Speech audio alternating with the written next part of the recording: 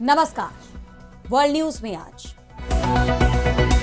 Middle east में जंग अब और खतरनाक रूप लेती जा रही है क्योंकि अमेरिका और ईरान की तरफ से अपने सबसे घातक हथियार मैदान में उतार दिए गए हैं, जिससे इस क्षेत्र में बड़ी तबाही की आशंका जताई जा रही है।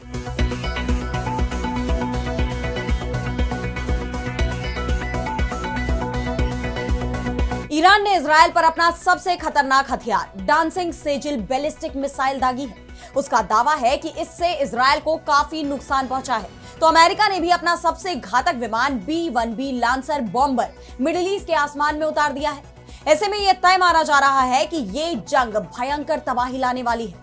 ईरानी विदेश मंत्री अब्बास अराक्ची ने यह भी साफ कर दिया है कि अभी कोई युद्ध विराम नहीं होने वाला जब तक अमेरिका की हार न हो जाए, यानी अमेरिका ईरान के सामने टेकेगा घुटने। तो मिडिल ईस्ट के मौजूदा हालात पर हम करेंगे विस्तार से चर्चा, लेकिन आइए जरा उन खबरों को भी देख लें जिन पर आगे होगी बात। मिडिल ईस्ट की जंग के बीच बिखरा नेटो, अमेरिकी राष्ट्रपति ट्रंप ने दी धमकी, बहुत खराब हो सकता है नेटो का भविष्य। पाकिस्तान और अफगानिस्तान की सीमा पर झड़पें जारी, कंधार में पाकिस्तानी वायुसेना की एयर स्ट्राइक पर भड़का तालिबान, किया जवाबी हमला। 5 साल बाद पहली बार बुलाई गई म्यांमार की संसद, सदन की अधिकांश सीटों पर सेना का नियंत्रण, साल की शुरुआत में हुए थे चुनाव। और चलते चलते में देखेंगे समंदर के ऊपर हवा में लटकी विशाल झील, कैसे ग्रेविटी हुई फेल, वैज्ञानिकों ने किया डिकोड। इन सभी खबरों पर हम विस्तार से करेंगे बात, लेकिन पहले एक नजर हेडलाइंस पर। पेरिस में अमेरिका और चीन के बीच व्यापार वार्ता शुरू, व्यापारिक विवादों, नई जांच और ईरान संकट जैसे गंभीर मुद्दों पर होगी चर्चा। अमेरिकी राष्ट्रपति ट्रंप की चीनी राष्ट्रपति जिनपिंग से मुलाकात का खुल सकता है रास्ता। वेस्ट बैंक में इजरायली सेना ने कार पर की गोलीबारी, एक फलस्तीनी परिवार के 4 सदस्यों की मौत। उधर राफा सीमा बंद होने से गजा के मरीज इलाज के बिना फंसे। मेडागास्कर सरकार में बड़ा उलटफेर, राष्ट्रपति माइकल ने मंत्रिमंडल भंग होने के कुछ ही दिनों बाद भ्रष्टाचार विरोधी प्रमुख मामितियाना को पीएम पद के लिए किया नामित। अप्रैल से साइप्रस में शुरू होंगी यूरोपीय संघ की बैठकें, साइप्रस के ऊर्जा मंत्री डेमियनोस ने दी जानकारी। ईरान संकट के बीच एक ब्रिटिश हवाई अड्डे पर ड्रोन हमले के बाद स्थगित हो गई थी बैठकें। तो ईरान ने अमेरिका और इजरायल के खिलाफ अपना रुख और भी आक्रामक कर लिया है।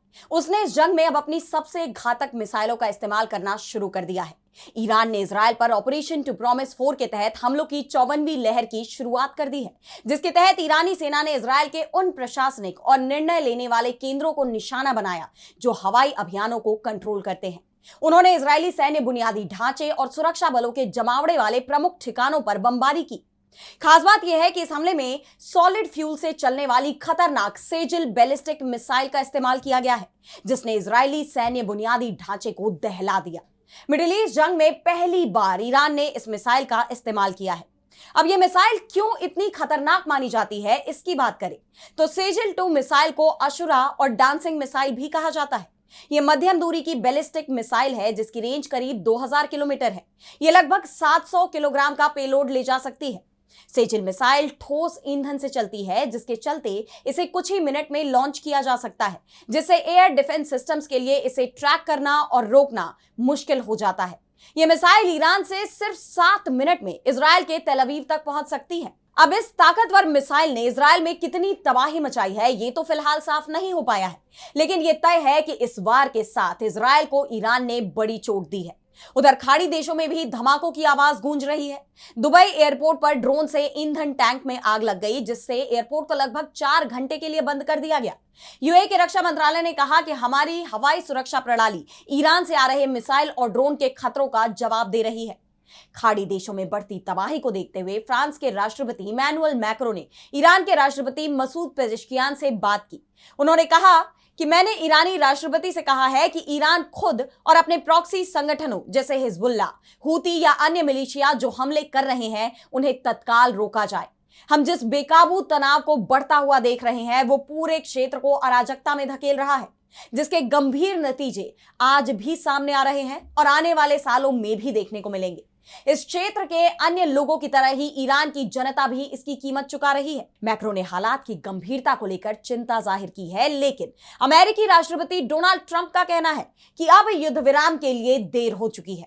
हालांकि उन्होंने यह दावा भी किया था कि ईरान तो समझौता चाहता है, जिस पर अब ईरानी विदेश मंत्री अब्बास अरागची का बयान आया है। उन्होंने ट्रंप के दावे को झूठा बताते हुए कहा कि हमने युद्ध विराम की मांग नहीं की, बल्कि हमने तो बातचीत की कभी मांग नहीं की।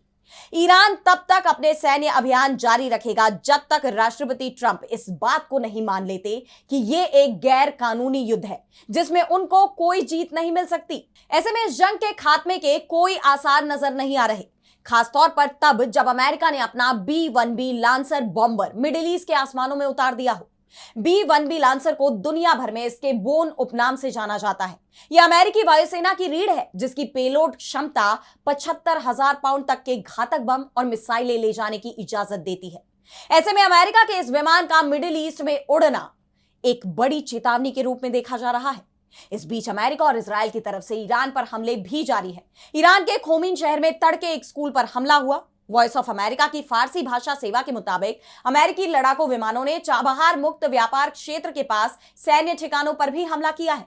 इन सब के बीच इजराइल के प्रधानमंत्री बेंयामिन नेतन्याहू जिंदा हैं या नहीं, इसे लेकर सवाल भी गहराते जा रहे हैं, क्योंकि सोशल मीडिया पर इसे लेकर बहस छिड़ गई है। ऐसे में मौत के दावों को नकारते हुए नेतन्याहू ने अपने सोशल मीडिया हैंडल एक्स पर एक वीडियो शेयर किया जिसमें वो ये कहते हुए सुने जा सकते हैं कि मुझे कॉफी पसंद है, मुझे अपना देश पसंद है। उन्होंने इस वीडियो के जरिए जंग में अपनी मौत के दावों को खारिज कर दिया है, लेकिन कहा यह जा रहा है कि यह वीडियो AI से बना हुआ है। बहरहाल सच क्या है, फिलहाल यह साफ नहीं हो पाया है। मिडिल ईस्ट में तेजी से बदलते हालात इस जंग को लेकर अनिश्चितता बढ़ाते जा रहे हैं। अब देखना यह होगा कि आने वाले समय में यह जंग क्या नया मोड़ लेती है। और अब बढ़ते हैं अगली खबर की तरफ, जहां हम बात करेंगे ईरान जंग के बीच नेटो में हुई बड़ी टूट की। तो अमेरिकी राष्ट्रपति डोनाल्ड ट्रंप बीते कुछ वक्त से नेटो को लेकर जिस तरह का रुख अपनाए हुए हैं, उसे लेकर पहले ही चर्चा चल रही थी कि अब वैश्विक पटल से दुनिया के सबसे मजबूत माने जाने वाले सैन्य संगठन का नामो निशान खत्म होने वाला है। और अब ऐसा होता भी दिखाई दे रहा है। नेटो में बड़ी टूट हो गई है। नेटो के कई देशों ने अमेरिका की मांग ठुकरा दी है, उसे सैन्य मदद पहुंचाने से साफ इनकार कर दिया है, जबकि इस गठबंधन की पहली शर्त ही यही थी कि किसी भी आपात स्थिति में सभी देशों की सेनाएं एक दूसरे की मदद के लिए आगे आएंगी। एक देश पर हमला सभी देशों पर हमला माना जाएगा। लेकिन इस बार जब अमेरिका मिडिल ईस्ट की जंग में बुरी तरह फंस चुका है, वो खुद अपने नेटो सहयोगियों से मदद मांग रहा है, तो ये देश उसके साथ मैदान में उतरने को तैयार नहीं है। दरअसल ईरान ने अमेरिका और इजराइल के हमलों के जवाब में हॉर्मुज स्ट्रेट को बंद कर दिया है, खासतौर पर इजरायली और अमेरिकी जहाजों के लिए। हॉर्मुज स्ट्रेट में जारी हमलों ने पूरी दुनिया की तेल सप्लाई ठप कर दी है, क्योंकि दुनिया भर का 20% तेल इसी रूट से होकर गुजरता है। अब इसका हवाला देते हुए अमेरिका के राष्ट्रपति डोनाल्ड ट्रंप ने नुकसान उठाने वाले तमाम देशों से अपील की है कि वो हॉर्मुज को सुरक्षित रखने के लिए अपने अपने युद्धपोत इस क्षेत्र में भेजें। उन्होंने नेटो के देशों को धमकी तक दी है कि अगर सहयोगी देश हॉर्मुज स्ट्रेट को खुला रखने में मदद नहीं करते हैं तो नेटो का भविष्य बहुत खराब हो सकता है। दरअसल ट्रंप ने प्रमुख तौर पर चीन, फ्रांस, जापान, दक्षिण कोरिया, ब्रिटेन और अन्य देशों से ईरान के खिलाफ हॉर्मुज स्ट्रेट में मदद मांगी थी, लेकिन किसी भी देश की तरफ से कोई सकारात्मक प्रतिक्रिया नहीं मिली, तो ट्रंप धमकी पर उतर आए। और इसके बावजूद उन्हें कोई मदद मिलती नहीं दिख रही। उनके नेटो सहयोगी ही साथ खड़े नहीं हैं, जिसके बाद नेटो में टूट की चर्चाओं को और मजबूती मिल गई है।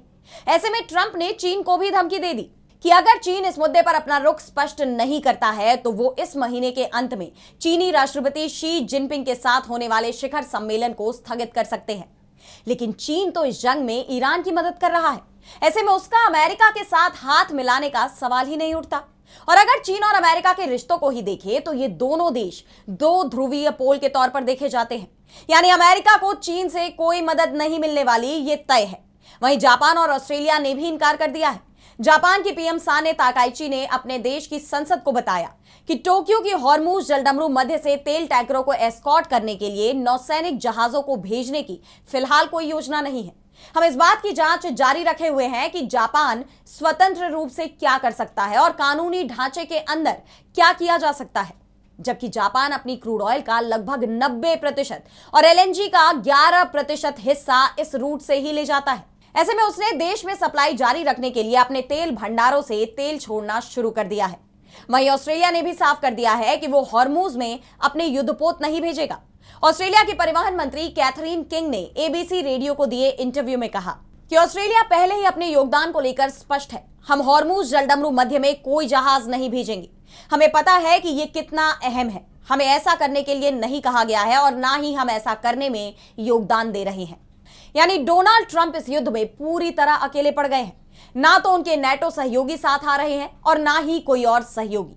ऐसे में अब अमेरिका के लिए इस जंग में टिके रहना बहुत मुश्किल नजर आ रहा है। और अब अगली खबर में बात करेंगे पाकिस्तान और अफगानिस्तान में बढ़ते टकराव की। तो दोनों देशों के बीच सीमा पर तनाव लगातार बढ़ता जा रहा है। पाकिस्तान और अफगानिस्तान के बीच जारी तनाव अब महाजंग की तरफ जाता दिख रहा है। दोनों तरफ से एक दूसरे पर ताबड़तोड़ हमले किए जा रहे हैं और गोलीबारी भी जारी है। 15 मार्च को पाकिस्तानी सेना ने दक्षिणी अफगानिस्तान के कंधार प्रांत में तालिबान के सैन्य ठिकानों पर हवाई हमले किए। इस हमले के बाद तालिबान उग्र हो गया और जवाबी कार्रवाई में उसने भी पाकिस्तानी सैन्य कैंप पर हमला बोल दिया, जिससे पूरे एरिया में बड़ी जंग का खतरा मंडराने लगा है। डुरंड लाइन पर दोनों ही देशों के बीच तनाव लगातार बढ़ता जा रहा है। दोनों देश डुरंड लाइन के जरिए करीब 2640 किलोमीटर का लंबा बॉर्डर शेयर करते हैं। दरअसल दोनों देशों के बीच काफी वक्त से ही टकराव बना हुआ है। दोनों ही तरफ से एक दूसरे पर हमले किए जा रहे हैं और अब 15 मार्च की रात पाकिस्तान ने अफगानिस्तान के कंधार प्रांत के अंदर हवाई हमले किए। सैन्य बलों ने उग्रवादी ठिकानों और सैन्य बुनियादी ढांचे को निशाना बनाया। इस्लामाबाद ने अफगानिस्तान की जमीन से पाकिस्तानी इलाके में होने वाले हमलों को रोकने के लिए यह कदम उठाए। अफगानिस्तान की तालिबान सरकार ने भी पाकिस्तानी हमलों की पुष्टि की है। तालिबानी प्रवक्ता जबीहुल्लाह मुजाहिद ने कहा कि इन हमलों में सिर्फ एक नशा मुक्ति केंद्र और खाली पड़े कंटेनरों को नुकसान पहुंचा है, जिसके बाद अफगानिस्तान भड़क उठा और तालिबान ने पाकिस्तान के हमले का जोरदार जवाब दिया। इस कार्रवाई के खिलाफ अफगान वायुसेना ने दक्षिण वजीरिस्तान के वाना इलाके में मौजूद एक पाकिस्तानी सैन्य कैंप पर जवाबी हमला किया। इस हमले में पाकिस्तानी सेना को भारी जानमाल का नुकसान उठाना पड़ा है और कई सैन्य सुविधाएं उसकी क्षतिग्रस्त हो गई हैं। यानी जिस तरह से पाकिस्तान की तरफ से हमले किए जा रहे हैं, ठीक उसी तरह अफगानिस्तान ने उनका जवाब देने की भी कसम खा ली है। दोनों तरफ से जारी इन हमलों से साफ है कि यह जंग अभी और तेज हो सकती है। अब इन हालात में यह जंग कहां जाकर थमती है, यह देखना होगा। और अब अगली खबर में बात करेंगे म्यांमार की। तो भारत के पड़ोसी देश म्यांमार में तख्ता पलट के 5 साल बाद एक बार फिर हलचल देखी जा रही है। म्यांमार में 5 साल के बाद 16 मार्च को संसद का पहला सत्र शुरू हुआ। बता दें कि फरवरी 2021 में सैन्य तख्तापलट के बाद सेना ने देश की सत्ता हथिया ली थी। सेना ने तख्तापलट के जरिए आंग सान सूची की चुनी हुई सरकार को उखाड़ फेंका और तब से कोई विधायिका नहीं बुलाई गई थी, जिसके बाद दिसंबर 2025 और जनवरी 2026 में चुनाव कराए गए। चुनाव के सभी चरणों में दबदबा बनाए रखते हुए union solidarity and development party यानी यूएसडीपी ने म्यांमार की दोनों विधायी सभाओं में भारी बहुमत हासिल किया। सेना ने दोनों सदनों में लगभग 90% सीटों पर कब्जा कर लिया है। कुल 586 सीटों वाली संसद में सेना के लिए पहले से ही 25% सीटें आरक्षित है और बाकी में सेना समर्थित union solidarity and development party ने 339 सीटें जीती हैं, जबकि म्यांमार की पूर्व सत्तारूढ़ नेशनल लीग फॉर डेमोक्रेसी और अन्य प्रमुख विपक्षी दलों को या तो चुनाव लड़ने से रोक दिया गया या उन्होंने उन शर्तों के तहत चुनाव लड़ने से इनकार कर दिया जिन्हें वो अनुचित मानते थे। और अब चुनावों के बाद यह सत्र बुलाया गया, यानी नई संसद की शुरुआत हो गई है। निचले सदन जिसमें 373 सीटें हैं, उसकी बैठक संसद भवन में हुई, जहां सांसदों और सैन्य प्रतिनिधियों ने शपथ ली। इस दौरान सुरक्षा व्यवस्था का भी काफी ख्याल रखा गया। सुरक्षा बलों ने संसद की तरफ जाने वाली सड़कें सील कर दी और वाहनों की भी जांच की गई। और अब ऊपरी सदन की बैठक 18 मार्च को और क्षेत्रीय संसदों की 20 मार्च को बैठक होनी है। ऐसे में सबकी नजरें म्यांमार में संसद सत्र पर टिकी हुई हैं। और अब चलते चलते मैं बात करेंगे हवा में लटकी हुई झील की। झीलें अक्सर मन को भाती हैं। वैसे तो पूरा नेचर ही बेहद खूबसूरत है। झीलें प्रकृति की खूबसूरती में 4 चांद लगाने का काम करती हैं। कई झीलों को आपने भी देखा होगा, लेकिन क्या आपने कभी ऐसी कोई झील देखी है जो हवा में तैर रही है? दरअसल नॉर्थ अटलांटिक महासागर के बीच फरोज आइलैंड्स की सबसे बड़ी झीलों में से एक सरवाक सवातन झील की तस्वीर लोगों को हैरान कर रही है। इस झील की तस्वीरें ग्रेविटी फोर्स को भी फेल करती दिखाई देती हैं। तस्वीरों को देखकर आंखों पर भरोसा ही नहीं होता, क्योंकि ये झील समंदर के ऊपर तैरती दिखाई देती है। पहली नजर में देखें तो ऐसा लगता है जैसे ये झील समुद्र से सैकड़ों फीट ऊपर हवा में तैर रही है, लेकिन हकीकत कुछ और ही कहानी बयां करती है। दरअसल इस झील की तस्वीर के पीछे साइंस का कमाल है। इन तस्वीरों को फोर्स्ड पर्सपेक्टिव का मास्टर क्लास माना जा रहा है।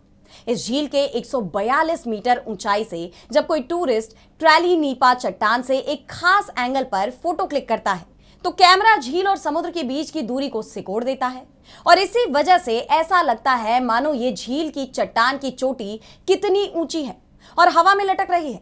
लेकिन आपको भी जानकर हैरानी होगी कि ये झील हवा में नहीं बल्कि जमीन पर ही एक गहरे गड्ढे में बनी हुई है जो समुद्र तल से महज 30 मीटर यानी लगभग 100 फीट की ऊंचाई पर है। इस झील के ओरिजिन को लेकर वैज्ञानिकों का मानना है कि इसकी शुरुआत लगभग 1.1 करोड़ साल पहले ज्वालामुखी विस्फोट से निकले बेसाल्ट पत्थरों से हुई थी और बाद में बड़े ग्लेशियरों ने जमीन को कुरेद कर एक गहरा बेसिन बना दिया और धीरे धीरे यहां मीठा पानी हो गया और समुद्र की लहरों ने द्वीप के किनारों को काटकर खड़ी चट्टानें बना दी। इन दो अलग अलग भौगोलिक ताकतों के मिलन ने ही इस तैरती हुई झील को जन्म दिया है। यह झील एक नेचुरल ड्रेनेज सिस्टम की तरह काम करती है।